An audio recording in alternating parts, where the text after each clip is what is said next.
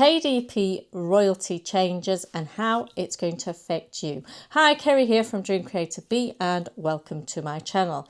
So you may have noticed that I haven't actually created any videos in a long time.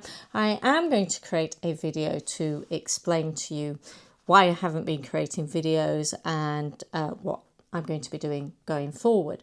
But this video, I thought I would jump on and create this because this is going to affect you and myself or anybody that has created any KDP print books in the past or is currently creating print books now.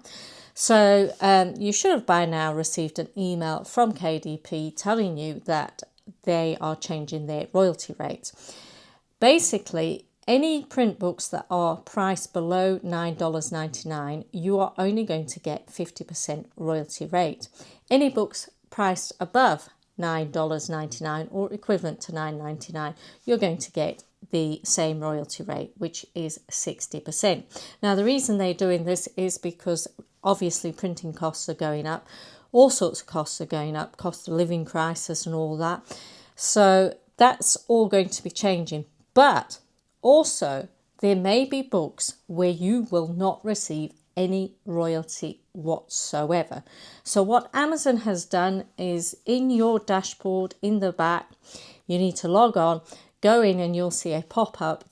Well, basically it's at the top of the screen that tells you to download a CSV file that contains a list of all your books that are affected by receiving no royalty rate at all because your price is too low to receive that royalty rate.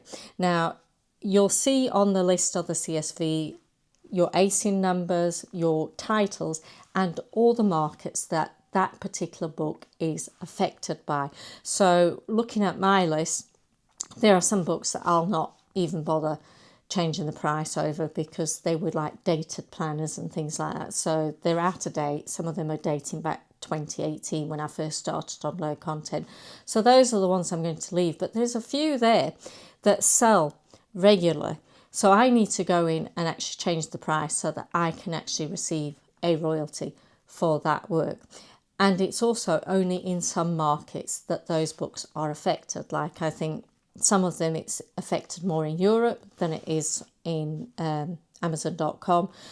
Some's only Canada, some's only Australia. So you need to go in and check. All this needs to be done by the 10th of June. So if you've got time now, I suggest you go in and start changing a few books every day until it's all done, ready for when everything changes on the 10th. So it's just a quick update. I do think you need to actually price your books accordingly.